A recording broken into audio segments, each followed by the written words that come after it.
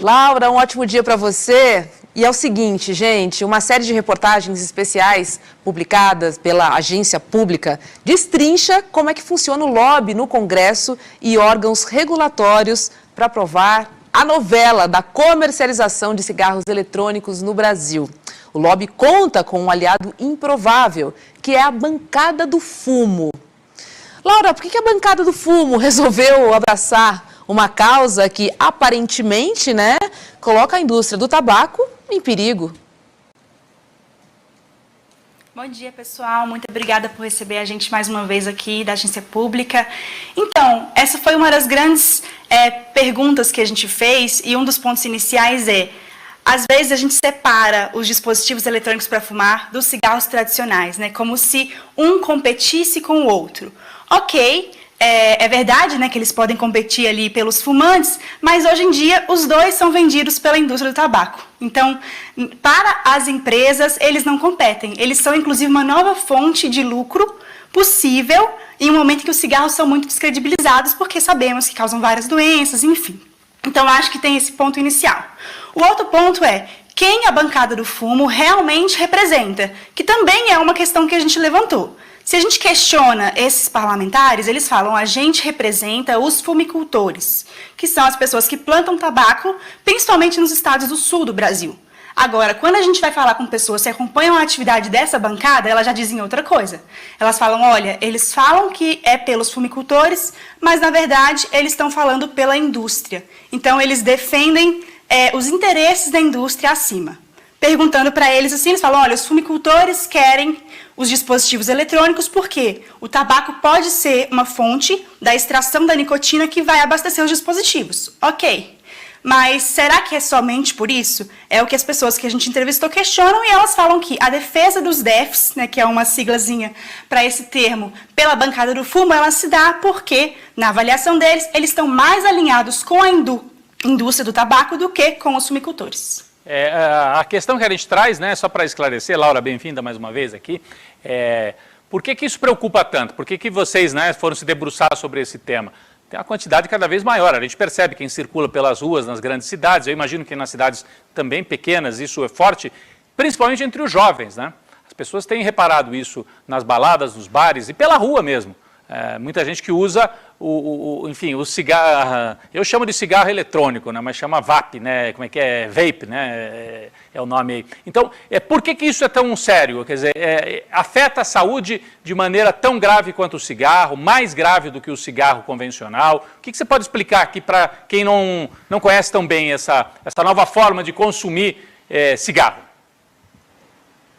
Claro. Bom, o motivo de por que é tão sério é justamente porque nos últimos anos as taxas de tabagismo elas tinham diminuído e agora elas estão crescendo de novo. Porque esses produtos são novos produtos, têm essa visão tecnológica, eles parecem mais bonitos, mais interessantes, têm um apelo jovial, para os adolescentes, inclusive, de acordo com a OMS, eles estão sendo comercializados agressivamente para os jovens. Então, eles estão renovando, eles estão trazendo uma nova geração que pode se tornar dependente de nicotina, porque eles têm nicotina e a nicotina em si é altamente viciante. Então, por que isso é uma questão? É justamente por essa possível renovação desse público e também porque atualmente, no Brasil, esses dispositivos eles são proibidos, mas a gente está num momento muito importante para avaliar se vai continuar proibido ou não. Então, atualmente, a Anvisa está avaliando isso.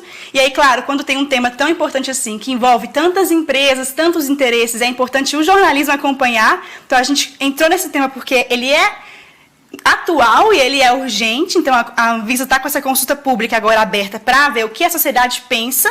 E também porque a gente já tem casos de pessoas que morreram, inclusive, pela EVALI, que é uma síndrome que é ligada diretamente ao cigarro eletrônico, ficou bem famosa nos Estados Unidos. Então, a gente já tem casos de pessoas que estão, talvez que não morrendo, mas perdendo capacidade pulmonar, tem várias questões, e a gente não sabe ainda, enquanto sociedade, exatamente o que existe, o que tem dentro desses dispositivos. Essa é uma grande pergunta. A gente pergunta para os cientistas, o que tem ali? A gente pode afirmar né, o quão mal eles causam, ou se eles realmente são uma potencial solução de redução de danos? E muitas vezes a resposta é: a gente ainda está em dúvida, porque não deu tempo suficiente de estudar. Muitos pesquisadores que estudam, eles são financiados pela indústria do tabaco, que levanta aí uma questão de conflitos de interesse. Então, a pergunta se causa tão mal, né, ou mais mal, ainda é uma pergunta difícil de responder. Né? Alguns estudos apontam que pode sim ser uma opção de redução de danos para adultos que fumam,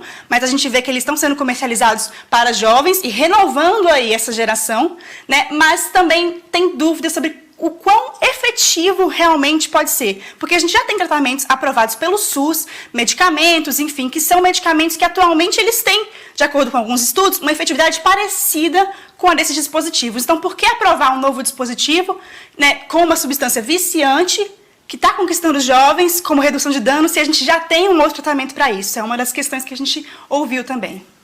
E ainda, sempre é um prazer a gente receber você aqui, Laura. Tem muita gente que defende o uso dos tais juices, né? Só para explicar para quem não sabe, o vape tem a parte com a nicotina e aí tem um líquido que você coloca que dá o sabor, o cheirinho. Impressionante como a gente vê um número gigantesco de adolescentes fazendo uso, né? Eu fui num shopping esses dias, tinha adolescentes usando, 15, 16 anos de idade, usando sem nenhum controle. E qual o argumento que se ouve? Que não faz mal nenhum à saúde. Acho que isso que você falou para a gente agora é muito importante. Não tem estudo suficiente para dizer se faz ou não mal, né? Enquanto isso, as pessoas vão usando, mesmo sem nenhuma comprovação de que é seguro para usar, em especial para adolescente, né, Laura? Sim, um ponto assim, faz mal. Isso a gente já sabe, inclusive, talvez a minha fala tenha ficado confusa, mas faz mal, faz muito mal.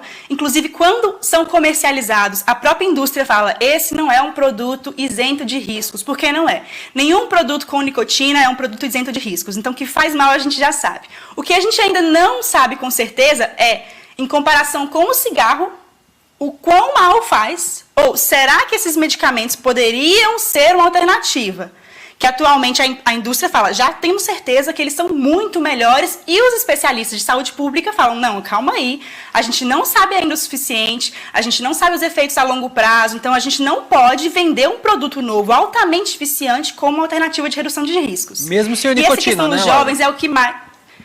Mesmo sem... É que, assim, atualmente, o foco principal são os produtos com nicotina. Então, o lobby, ele atualmente existe para aprovar esses produtos com nicotina, que são produtos importantes para a indústria, para renovar o público. Hoje, é uma meta assim, que a indústria defende quase como uma meta humanitária, se você ler os releases deles, que a meta deles é substituir parte do lucro proveniente dos cigarros pelo lucro proveniente desses dispositivos. Então, eles argumentam que eles querem que as pessoas troquem para um que faria menos mal. Então, atualmente, o foco principal são os com nicotina, né, que tem o tabaco aquecido, que é um que aquece um filete de tabaco, e tem esses que são os liquidozinhos, né, que são vapes ou pods da nova geração, que são esses que têm um liquidozinho com nicotina que você vaporiza. Então, atualmente, o foco principal deste lobby são eles. É claro que são dispositivos que eles podem ser usados para outros fins,